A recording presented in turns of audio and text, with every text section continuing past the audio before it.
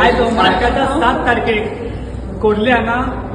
trade nurses association of India गोय ब्रांचाचे election जाले आणि त्या इलेक्शनाक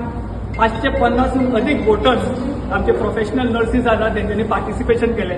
आणि संगम सर आणि प्रताप सरांचे पॅनल भरघोस मतांनी निवडून येयला त्या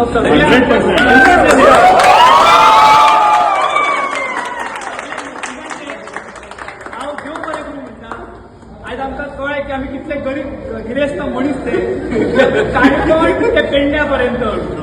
काणकोण ते पेडण्यापर्यंत सगळे आपले काम पर्सनल कामां कडेक धरून फक्त प्रोफेशनली कामां खातीर प्रोफेशनला खातीर नर्सिंगे खातीर एकठांय येयले भरघोस मतां दिली